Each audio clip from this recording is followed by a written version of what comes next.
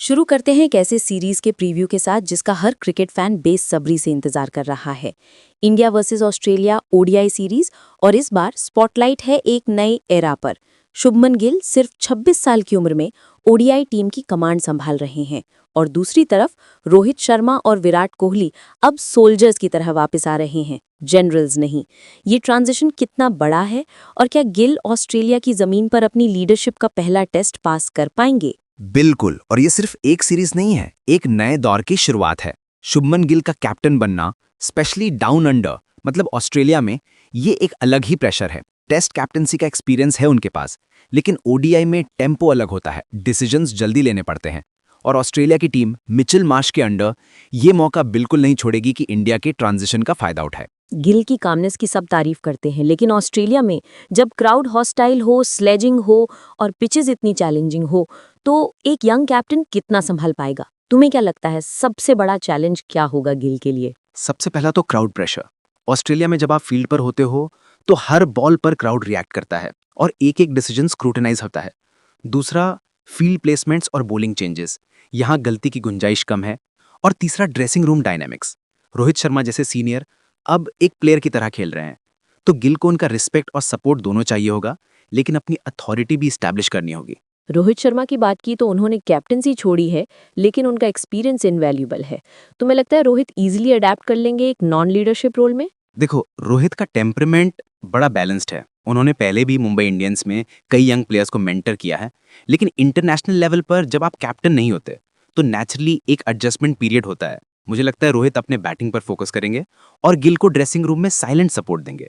लेकिन अगर फील्ड पर कोई टफ मोमेंट आता है तो रोहित का प्रेजेंस गिल के लिए सेफ्टी नेट जैसा होगा। ऑस्ट्रेलिया की तरफ देखें तो मिचेल मार्श का कैप्टनसी स्टाइल भी काफी डिफरेंट है।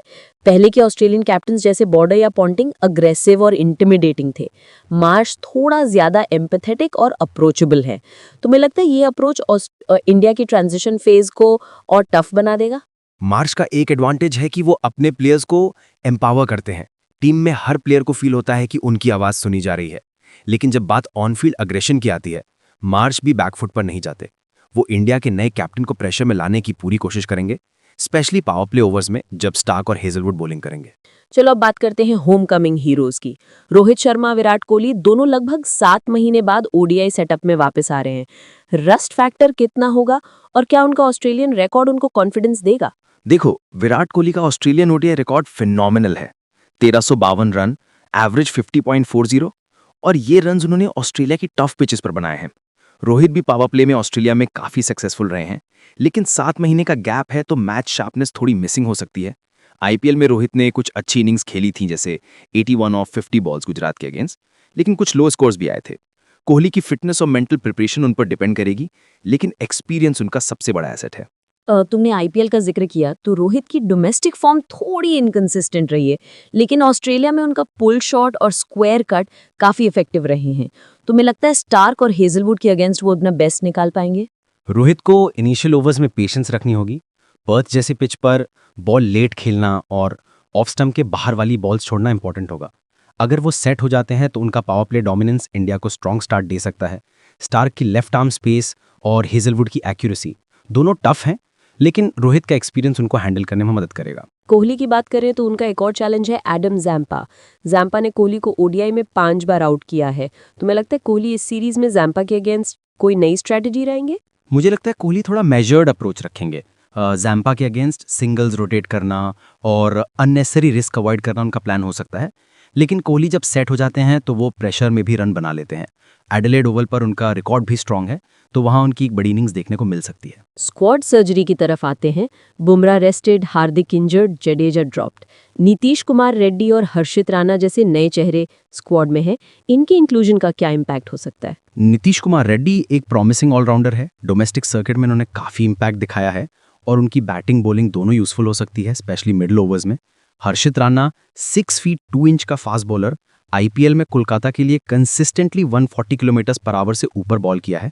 ऑस्ट्रेलियन पिचेस पर उनका बाउंस और अग्रेशन इंडिया को एक नया एज दे सकता है।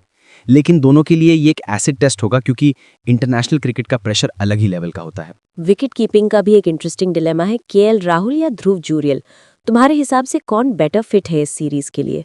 केएल राहुल का एक्सपीरियंस और बैटिंग फ्लेक्सिबिलिटी उनको एज देता है, स्पेशली जब टॉप ऑर्डर फेल हो जाए। लेकिन ध्रुव जुरियल ने भी डोमेस्टिक और आईपीएल में मैच्योरिटी दिखाई है। अगर टीम अग्रेसिव अप्रोच चाहती है तो जुरियल को ट्राई किया जा सकता है, लेकिन पहले मैच में शायद राहुल को प्रेफरेंस मिलेगी। ऑस्ट्रेलिया की स्क्वाड भी इंटरेस्टिंग है। स्टार्क वापस आ रहे हैं, रेनशॉ और ओवन जैसे नए प्लेयर्स डेब्यू कर सकते हैं। कमिंस इंजर्ड है, लाबुशेन ड्रॉप्ड। तुम्हें लगता है ये चेंजेस ऑस्ट्रेलिया को और डेंजरस बना देते हैं? स्टार्क की वापसी से उनका पेस अटैक और भी लीदल हो जाएगा। रेनशॉ एक सॉलिड ओपनर है और अगर उनको डेब्यू मिलता है तो वो इंडियन बॉलर्स को टेस्ट कर सकते हैं। ओवन भी ऑलराउंडर हैं तो उनकी यूटिलिटी मिडल ओवर्स में आएगी। कमिंस और लाबुशेन का ना होना थोड़ा सरप्राइजिंग है, लेकिन ऑस्ट्रेलिया का डोमेस्टिक स्ट्रक्चर इतना स्ट्रांग है कि नए प्लेयर्स भी इम्पैक्ट डाल सकते हैं। वेन्यूज की बात करते हैं। पर्थ, एडिलेड, सिडनी, तीनों अलग अलग चैलेंजेस लेकर आते हैं। पर्थ का बाउंस, एडिलेड का डे नाइट डायनामिक और सिडनी का स्पिन। तुम्हें लगता है इंडिया को हर मैच के लिए अलग 11 फील्ड करनी चाहिए? बिल्कुल। पर्थ में एक्स्ट्रा पेसर, एडिलेड में एक बैलेंस्ड अटैक और सिडनी में एक एक्स्ट्रा स्पिनर जैसे कुलदीप यादव या वॉशिंगटन सुंदर को खिलाना लॉजिकल होगा। टीम सिलेक्शन वेन्यू स्पेसिफिक होनी चाहिए और अडेप्टेबिलिटी सबसे बड़ा फैक्टर होगा। वेदर भी अक्टूबर में ऑस्ट्रेलिया में अनप्रिडिक्टेबल हो सकता है। अगर रेन इंटरप्शंस आती हैं तो स्ट्रैटेजीज कैसे चेंज होंगी? रेन से ओवर्स कम हो सकते हैं तो पावर हिटर्स की वैल्यू बढ़ जाती है। बॉलर्स को भी डेथ ओवर्स में ज्यादा डिसिप्लिन दिखाना होगा। टीम्स को फ्लेक्सिबल रहना पड़ेगा और प्लेइंग 11 में ऐसे प्लेयर्स चाहिए जो हर सिचुएशन में एडजस्ट कर सकें। तो अगर एक लाइन में पूछूं तो इस सीरीज का सबसे बड़ा एक्स फैक्टर क्या है? लीडरशिप ट्रांजिशन, गिल का पहला major overseas test, Rohit Virat का कमबैक और ऑस्ट्रेलिया की होम एडवांटेज। जो टीम प्रेशर को बेटर हैंडल करेगी वही सीरीज जीतेगी। और अगर फैंस को एक चीज पर नजर रखनी हो तो वो क्या होगी? डेब्यूटेंट्स का परफॉर्मेंस। नीतीश कुमार रेड्डी और हर्षित राणा जैसे प्लेयर्स अगर इम्पैक्ट डालते हैं तो इंडिया का फ्यूचर सिक्योर है और रोहित विराट की पार्टनरशिप भी एक नॉस्टैल्जिया फैक्टर लेकर आएगी। बहुत ही इंसाइटफुल डिस्कशन रहा। अगले एपिसोड में हम बात करेंगे की प्लेयर बैटल्स की, Rohit versus Starc, Kohli versus Zampa और कौन ब्लिंक करेगा जब लेजेंड्स टकराएंगे। तब तक के लिए #बॉर्डर गावस्कर प्रील्यूड पर अपनी प्रेडिक्शंस भेजते रहिए और सुनते रहिए।